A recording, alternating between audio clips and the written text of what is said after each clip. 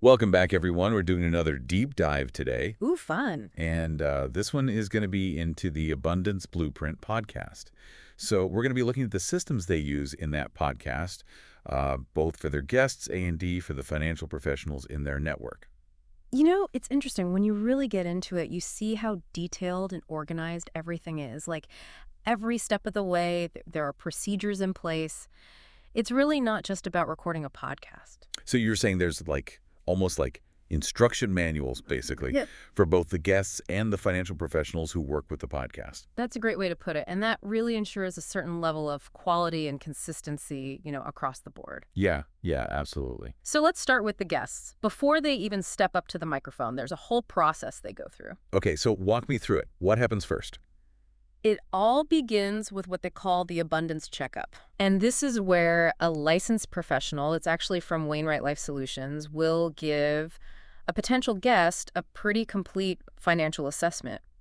And it's only after that checkup is completed that the actual podcast interview is even scheduled. So everyone we hear on that podcast has already gotten some financial advice, basically. Exactly. Huh.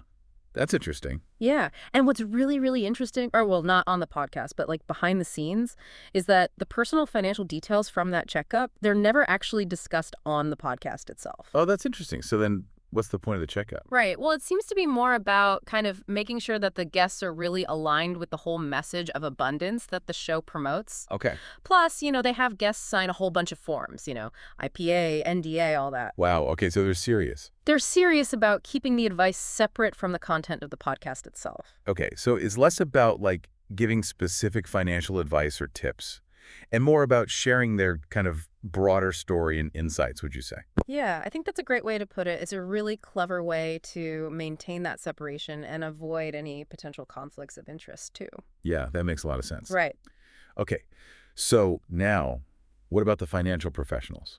Okay, so these are licensed professionals who are part of the National Agents Alliance. Okay. And they go through, they have their own onboarding process. And then there's a whole system for how leads are distributed to them. So it's not just like a free-for-all. Not at all. Okay. They actually take into account things like the agent's expertise, their location, even, the client's preferences to make sure that the right people get connected. Okay, so if I'm listening to a podcast and I'm like, man, I really need some help with my finances. Yeah. They can actually connect me with someone who might be a good fit. Yeah, exactly. And similar to the guests, after an agent does an abundance checkup with a potential client, they'll submit a report. Okay. But it's really interesting. That report just confirms that the checkup is done. It doesn't include any private financial details or anything like that. It's really just like a check-in. So there's a big emphasis on privacy, it sounds like, making sure that the podcast stays separate from the advice. Exactly.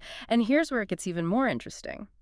The Abundance Blueprint isn't just a podcast. Okay. They actually have plans to monetize across multiple platforms like YouTube, Spotify, Patreon, even Amazon. Oh, wow. That's pretty ambitious. Right. It's not something you see very often. Most financial podcasts, I think, just stick to, one Oh, platform. right, absolutely. This really suggests that they have much broader ambitions. Yeah. Think about the potential reach if they can pull it off. Yeah, for sure. It's not just about creating content, but about building a brand, Yeah. Okay, so we've got the structured system, we've got the multi-platform approach. Who are the players behind all of this?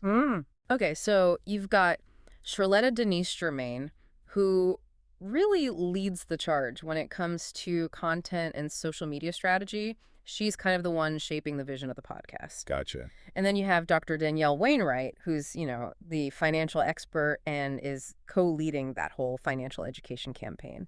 Oh, so Danielle's the finance and then Janice is more the creative side. Yeah, exactly. Okay, that makes sense. And let's not forget the supporting team members. They've got Debbie, who handles all the administrative tasks, making sure things run smoothly for clients. Mm-hmm. And then they've got Jovan, who is the virtual assistant and social media guru managing the online presence.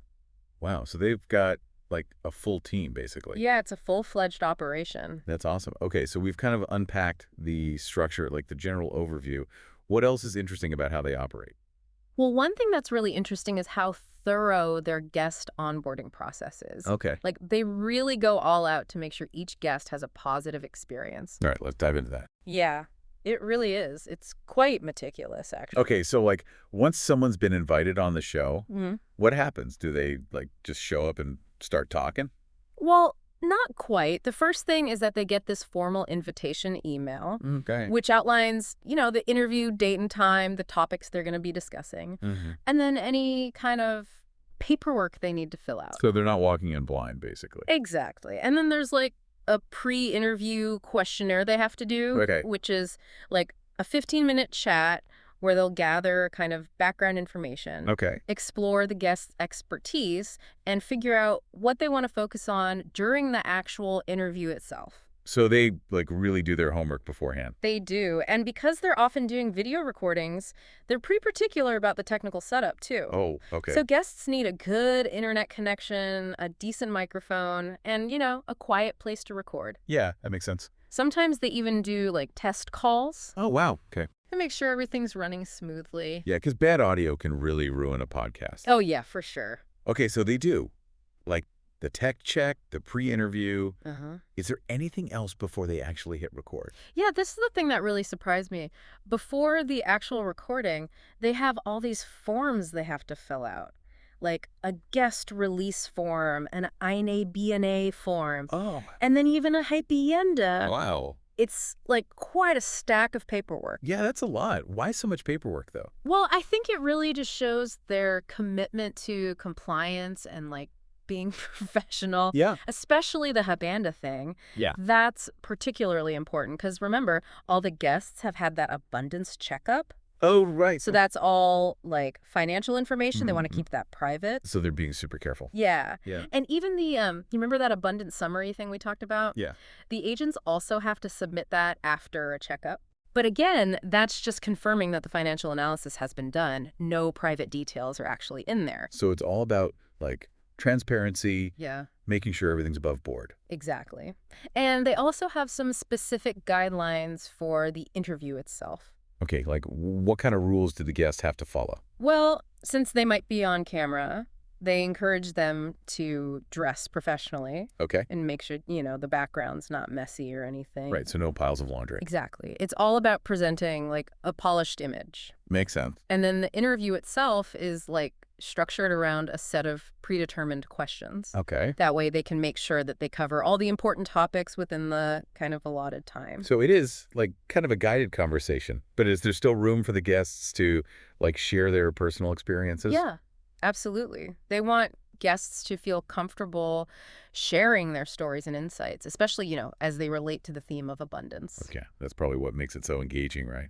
Like, it's not just like talking heads. Right. It's like real stories Right. mixed with like expert advice.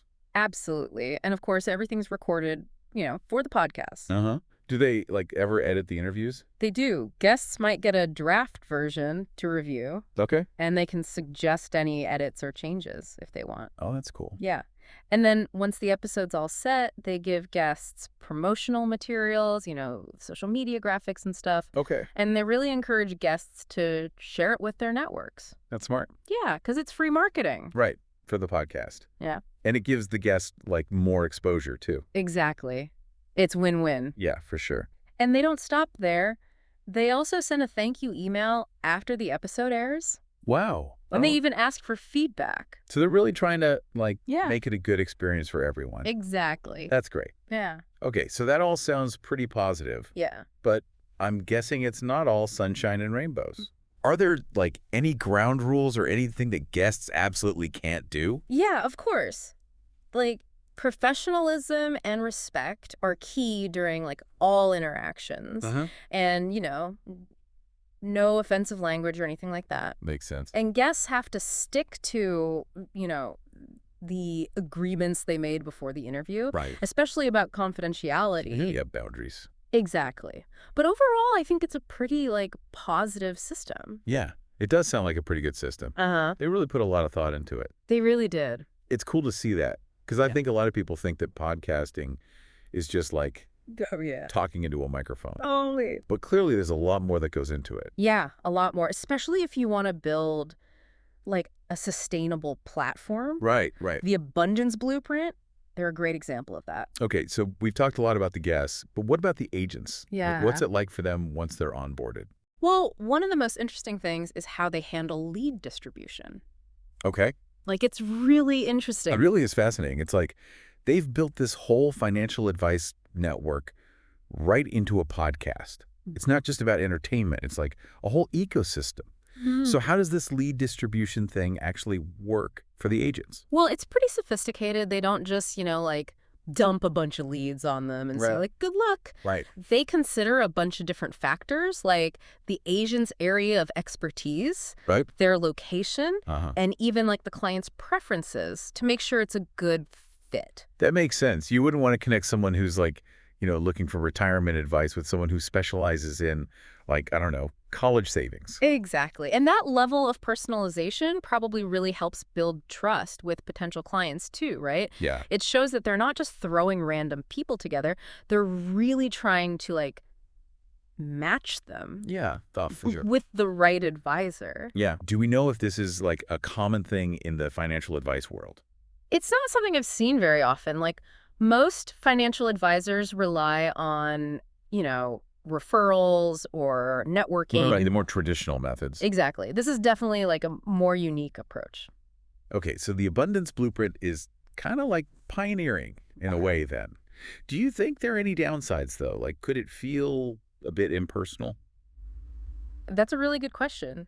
It's possible, right? Like, Yeah. some clients might prefer that more, like, one-on-one personal touch. Right, just like finding someone themselves, like Yeah. through a friend or something. Exactly. But on the flip side, there are also potential upsides to having this, like, structured approach. Okay, yeah, how so? Well, for clients, it can make the process of finding an advisor way easier, right? Like, they don't have to do all the legwork themselves. Yeah. Like, researching and, vetting different advisors. It can be overwhelming. Yeah. Right. Yeah. And then for agents, it provides them with, like, a consistent stream of qualified leads. Oh, that's true. So they don't have to be constantly, like, out there hustling, Right. looking for new clients. So it frees up their time to actually focus on, providing advice. And building those relationships. Exactly. So it's really like about finding a balance between the two. Yeah, like efficiency and depersonalization. Totally. One thing that's really struck me as we've been talking is just how much emphasis the abundance blueprint puts on, like compliance and privacy. Oh, absolutely. It really seems to be like baked into every aspect of their operation, right? Yeah, it's clear they take it very seriously. From the abundance checkup to the confidentiality agreements and the way they separate the advice from the content. Yeah, It seems like they've really gone above and beyond totally agree. to create like a really safe and transparent environment Yeah. for everyone involved, really. Yeah, you don't see that very often, especially in a field that can sometimes feel, a little bit secretive. Right, exactly. It makes you wonder, would you feel more comfortable working with a financial advisor if you knew they operated within this kind of like systematized process? I think for some people, yeah, for sure. Yeah. Like, that structure and transparency, I think that would be really reassuring to some. Right. Knowing what to expect, that your privacy is protected. But I'm sure there are others who would find it maybe a little too rigid or impersonal. Right, they'd prefer more like, flexibility, one-on-one. Yeah, exactly. I think it comes down to personal preference. Yeah, totally. But I think what the Abundance Blueprint has shown us is that it is possible to create, like, a successful and ethical financial advice platform that prioritizes, like, both of those things. Yeah, the structure and the clients, like well-being. Exactly. It's really a model worth looking at. Yeah, it really is. It might inspire some other people to kind of like rethink how they do things too. Oh, totally. It's always exciting to see, innovation happening and how people are, like, changing how we access financial advice. Well, on that note, I think that's a great place to wrap up our deep dive. Yeah. It's been really fascinating, like getting to see behind the scenes of the abundance blueprint. I agree. It's a good reminder that there's always more than meets the eye, right? Right. And it's worth taking the time to, like, really look at the systems and strategies that make things work. Absolutely. And who knows, maybe some of our listeners will be inspired to create their own blueprint for abundance. That's all for this episode of The Deep Dive. Thanks for joining us.